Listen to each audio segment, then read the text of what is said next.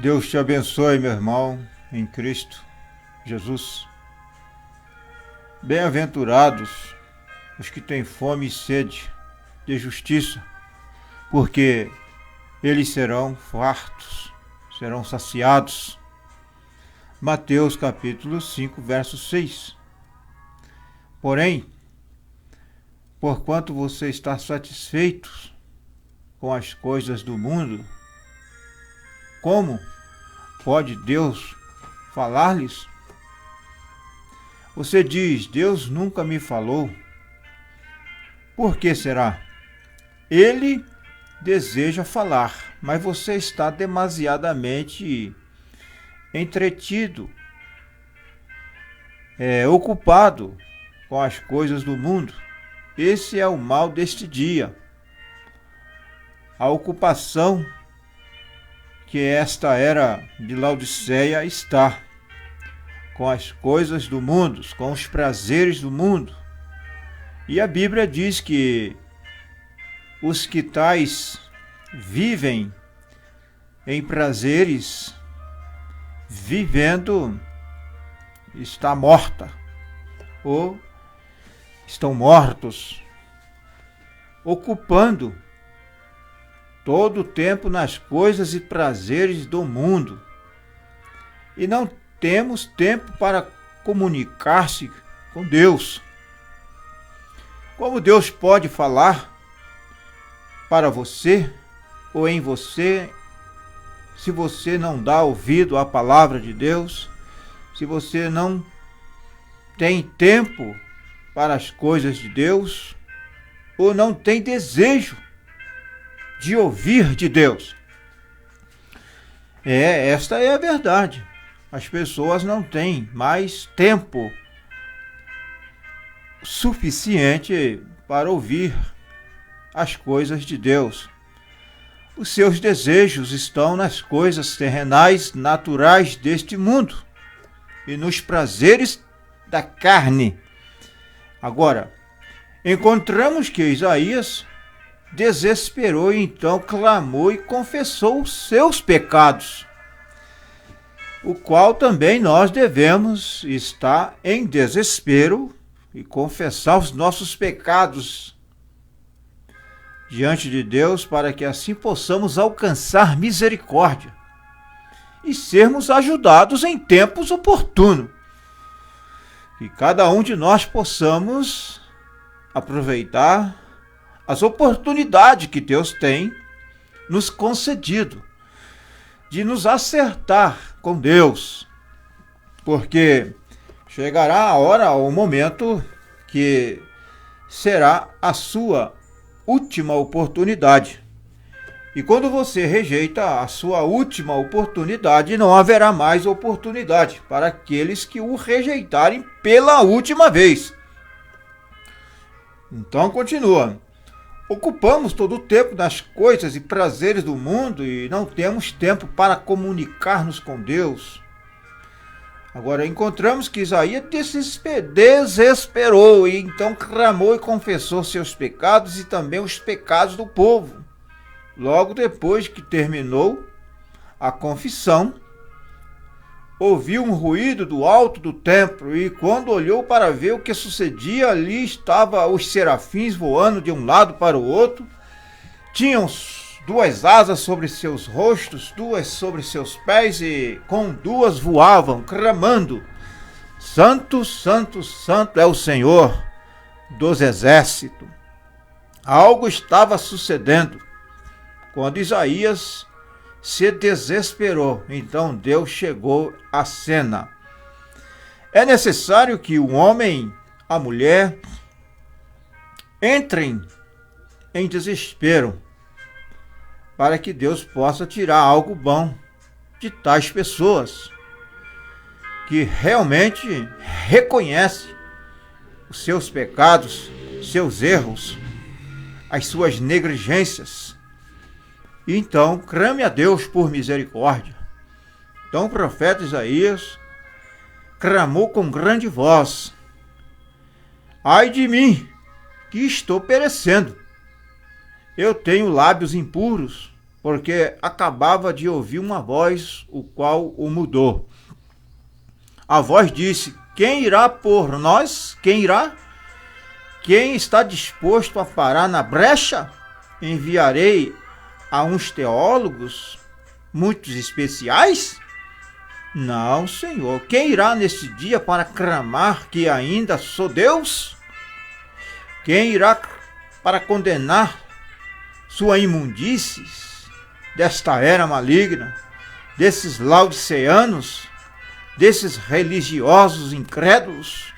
Quem irá para derrubar suas denominações e organizações e credos e dogmas e edificar de novo o poder do Deus vivo? Quem irá?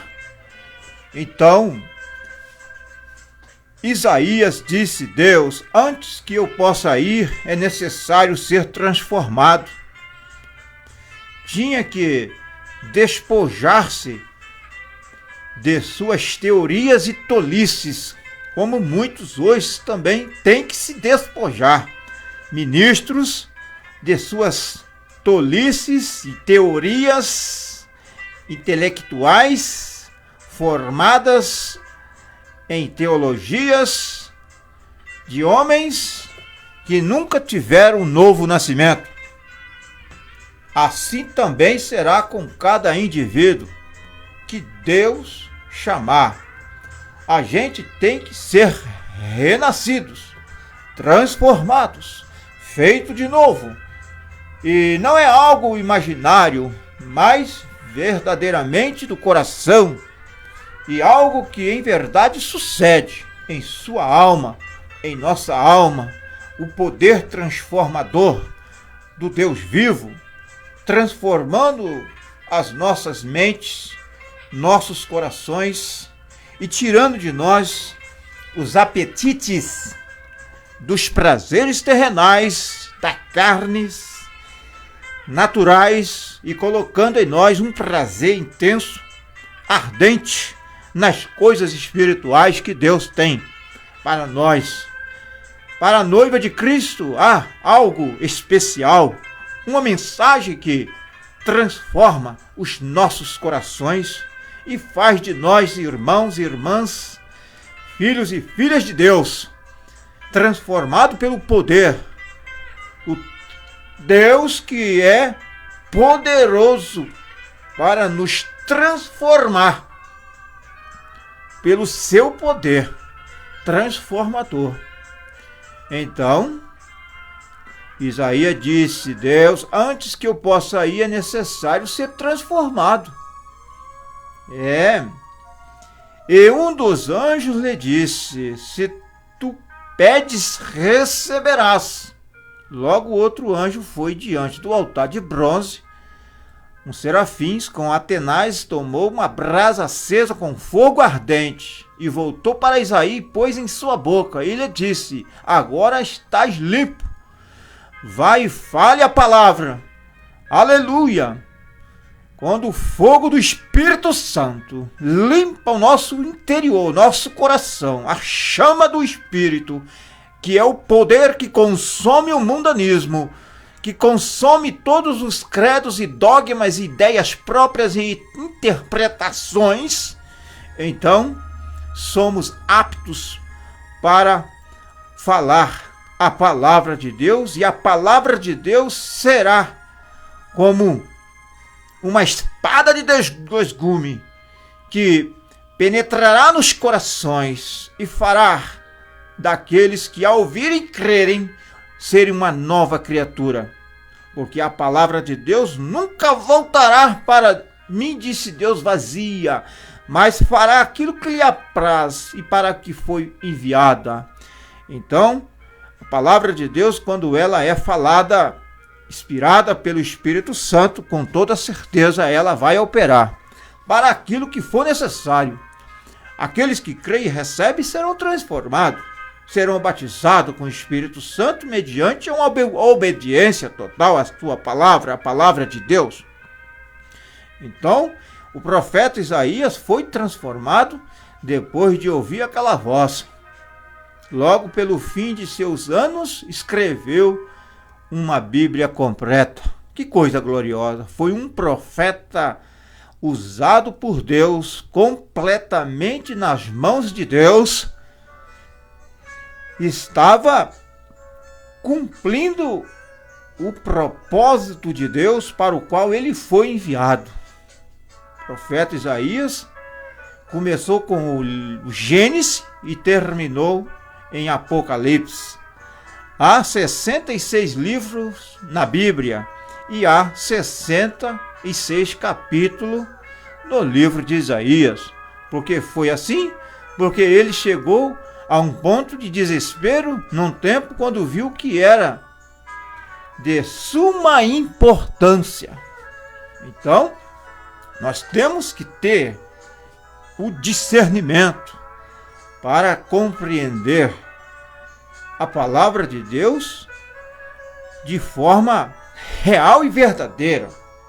Ter a revelação do Espírito Santo e saber, entender que é de suma importância para nós, para o nosso crescimento espiritual, para o nosso amadurecimento espiritual e para nos preparar para estarmos prontos para o arrebatamento. Então nós vemos também o profeta Daniel ali na Babilônia havia proposto em seu coração de não contaminar-se com as doutrinas da Babilônia, nem com os manjares que eles lá na Babilônia ofereciam. Porém, certo dia Daniel se viu necessitado e desejava ouvir a voz de Deus. Ele tinha as escrituras, mas necessitava ouvir a voz de Deus. Então foi ao lado do rio Iquidel. Agora, não foi simplesmente um caso de chegar ao lado do rio, estacionar seu carro e ajoelhar-se. Não foi apenas isso, se ali entre as sarças e clamar. Então, o Senhor Deus quer ouvir tua voz. Ele clamou a Deus, orou a Deus: Senhor Deus, necessito ouvir a sua voz. Eu necessito de uma resposta do Senhor. E se humilhou diante de Deus. Senhor Deus, quero ouvir tua voz. Ele estava desejoso e necessitava ouvir a voz de Deus. Onde estás? Não. Assim não se faz. Daniel foi em seu carro juntamente com seus servidores ao rio e logo mandou que voltasse. Ele iria ficar até que ouvisse Deus. Assim é como se faz. Ele se desesperou. Não é simplesmente ir diante de Deus de forma formal que você vai ouvir de Deus. Tem que haver um propósito correto, tem que haver um desespero, uma dedicação, um intenso desejo para ouvir de Deus. Tinha que separar-se de todos os soldados, astrólogos, homens sábios e doutores em teologia e etc. Tinha que haver uma separação total, que estavam a dizer-lhe: olha, Daniel, faça desta ou daquela maneira, mas ele se separou de tudo aquilo. E assim tem que fazer você, nós. Ele ficou ali ao lado do rio por 21 dias, pelejando com o anjo do Senhor. Porém, lemos que olhou sobre as águas e ali viu um anjo com um pé sobre a terra e o outro sobre o mar. E então ele olhou sobre as águas e levantou as suas mãos e jurou por aquele que vive para todo sempre. Porém, repito, lemos que olhou sobre as águas e ali viu um anjo com um pé sobre a terra e o outro sobre o mar. E levantou suas mãos e jurou por aquele que vive para todo sempre. Quando chegarem a suceder as coisas que Daniel tem visto, o tempo já não será mais capítulo 12 de Daniel, porque o livro de Daniel é considerado o Apocalipse do Velho Testamento. Daniel, havia tardado. Então, ali, Daniel, o profeta, ficou 21 dias orando a Deus. Ele havia tardado por 21 dias por causa da iniquidade daquele país. Se ele foi detido por 21 dias por causa da iniquidade daquele país da Pérsia, por quanto tempo estará detido neste dia?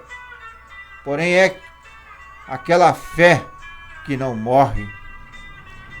É aquela fome e desejo no coração humano que não dirá não a Deus, mas se manterá ali até que Deus fale do céu. Você não pode brincar com este evangelho.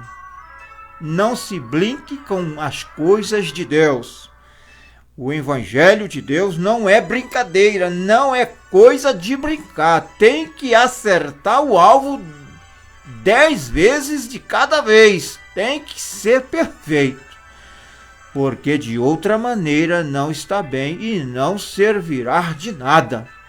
Tem que ser perfeito. Daniel, o profeta, orou a Deus. Então, Deus o ouviu.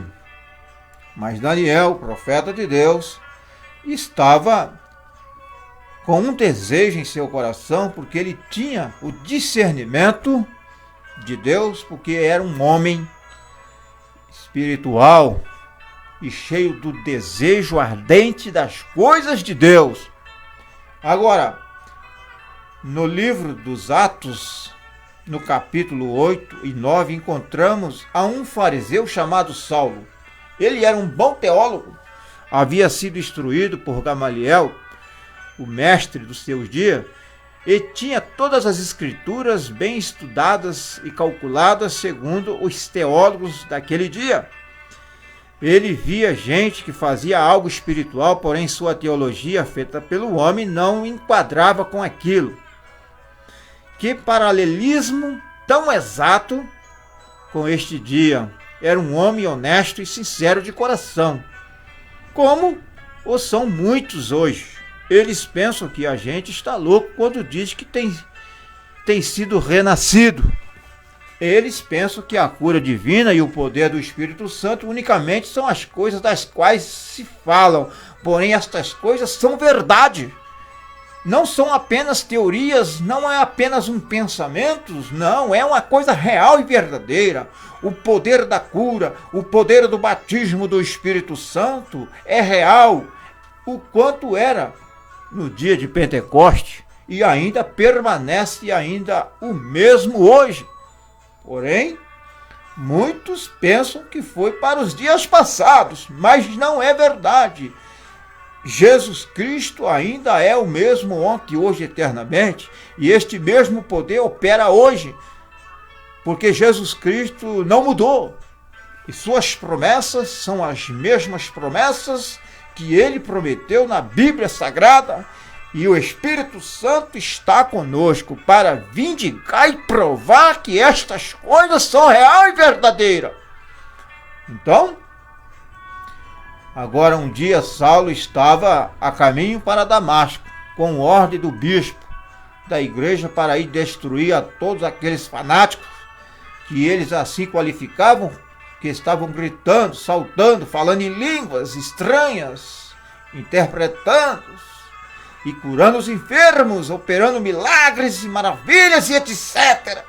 Os teólogos disseram: isto é do diabo, vá prendê-lo e traga-nos aqui, algemados.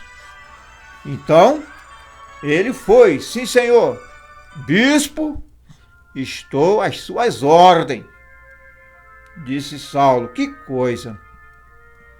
Ele foi um grande homem, tinha graus de DDD, PhD, deu um salto, pulou sobre seu cavalo e se foi juntamente com sua companhia, mas no caminho, como que às 12 do dia, ao meio-dia aproximadamente, algo deteve sua viagem. Se achou rolando na terra como um homem fora de si, lançando espuma pela boca. Então ouviu uma voz que dizia: Saulo, Saulo, por que me persegues? Quem foi? Não foi nenhum teólogo que lhe falava, mas uma voz do céu: por que me persegues? Então ele disse: quem és, Senhor? Eu sou Jesus a quem tu persegues. Duro é para ti recalcitrar contra os aguilhões. Então rolou no pó e com seu rosto para o céu, suas rugas todas cheias de pó e lágrimas caindo de seu rosto, disse: quem és, Senhor? E quando abriu os olhos estava tão cego como um morcego.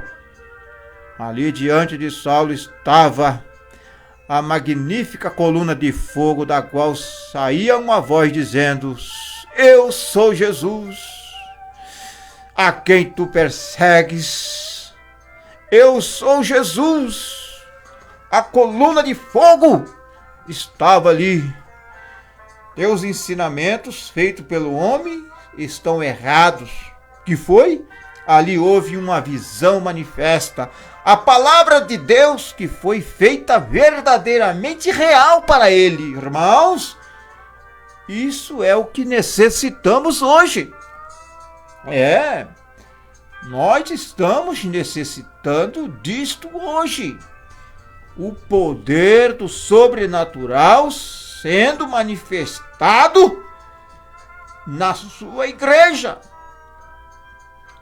Quero dar graças a Deus, diz o profeta. Quero dar graças a Deus. Nós devemos dar graças a Deus.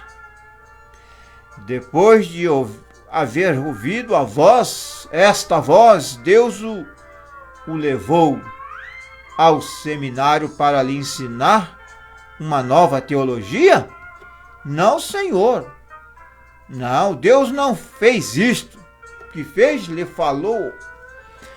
Houve uma voz literal, falando através de uma nuvem, que foi o mesmo Deus que falou ali no Monte Sinai, nas campanhas e lugares onde chega o Espírito Santo. Você ouve uma voz humana mudada. Então, o apóstolo Paulo foi mudado pelo poder de Deus. E quase sem saber, o ABC, mas Cristo toma esta voz e fala por meio dela os mistérios do Deus Todo-Poderoso. Todo homem e mulher assentado na presença desta voz deve ser mudado. Saulo disse: ouvi uma voz, nós somos tão sonolentos. Oxalá não tenha que dizer mais claro que isto, porém somos tão sonolentos em nossas teologias, em nossas igrejas assim chamadas, formais, e em nosso modo de pensar e em nosso modo de viver, que não ouvimos esta voz quando nos fala. Dizem, pode ser telepatia mental, como muitos dizem, ou outras coisas que os incrédulos e intelectuais dizem, isto ou aquilo. Então, que tal se Moisés houvesse dito: que coisa tão estranha? É um demônio que está ali naquela sarça? Não houve dúvida em Moisés. Ele ouviu a voz, e Moisés jamais poderia dizer tais coisas como esta. Não, porque Moisés foi um homem predestinado por Deus para ser um profeta de Deus. Então, você diz: pode ser minha consciência que me diz isto. Se você é um filho de Deus, você saberá que é sua voz, a voz de Deus. Disse Jesus: minhas ovelhas conhecem a minha voz, minhas ovelhas ouvem minha voz, elas saberão. Amém. Glória a Deus. Então, todos os filhos de Deus quando ouvir a voz de Deus, ele terá discernimento que de fato é a voz de Deus. Não será enganado. Aqueles que têm o seu nome escrito no livro da vida do Cordeiro antes da fundação do mundo e são predestinados por Deus para ser a noiva de Cristo desta era, nunca será enganados.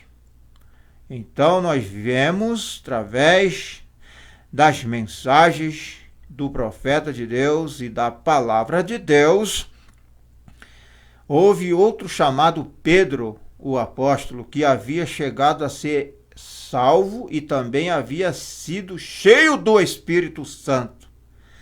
Porém, também queria se manter com algumas das tradições dos anciões. Tudo que ele sabia estava aqui na palavra, mas um dia, enquanto estava no terraço da casa e querendo guardar as tradições de não comer carne e isto todo dia de sábado, etc., mas muitas pessoas que ainda tratam de guardar tais coisas. Certo dia, enquanto estava no terraço, o apóstolo Pedro ouviu uma voz: o que Deus purificou, não o chames tu comum ou imundo. Aquilo que Deus purificou. Você pode ler isto em Atos capítulo 10. Que coisa seria se Deus desse a entender a alguns dos pregadores deste vale que nós não somos loucos, nós não somos fanáticos, nem lixo, como eles dizem. Isto é o que o Espírito do Deus vivo, e estamos aqui cheio e excessivamente de sua bondade. Isto não é bruxaria nem telepatia mental. É o Espírito do Deus vivo. Então, que coisa. Então eu digo para todos que Deus ainda é o mesmo e permanece o mesmo. O Espírito Santo ainda é aquele mesmo Deus que opera as suas obras, o seu poder na vida daquele que crer. Então digo, que coisa seria se Deus desse a entender a alguns dos pregadores deste vale, deste dia, que nós não somos loucos, como muitos pensam. Nós não somos fanáticos, não. Isto é o que o Espírito do Deus vivo está fazendo conosco, e estamos aqui cheios e excessivamente de sua bondade. Isto não é bruxaria nem telepatia mental, é o Espírito do Deus vivo.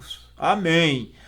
Anciões, deixe suas tradições, seus credos e dogmas e ideias próprias e interpretações particulares e escutem a voz do Deus vivo. Isto lhe mudará. Você já não será um dos perseguidores, mas quererá ser um dos perseguidos. Se você puder passar por cima de todos os obstáculos e suas doutrinas, e então poderá flutuar suavemente em sua presença. E algo sucederá. Você não crerá que os dias dos milagres têm passado, mas você crerá de coração que Deus ainda é o Deus dos milagres, mas crerá que estão aqui em nosso meio, porque você será o resultado de um milagre de Deus. Certamente, quando você é mudado, a voz de Deus sempre faz isto. Muda o homem e a mulher, os convertem no que devem ser, não o que tem fabricado as escolas e os mestres, mas o que Deus tem determinado que seja. Glória a Deus. A voz falando. Eu ouvi uma voz. E esta voz é a voz de Deus. e jamais você será a mesma ou mesmo quando você tiver esta experiência do novo nascimento na sua vida. É isso que Deus requer de nós. Necessitamos de uma experiência com Deus para que assim possamos estar certíssimo que Deus, Ele é poderoso para cumprir o que Deus prometerá. Que Deus te abençoe, em nome do Senhor Jesus Cristo. Amém.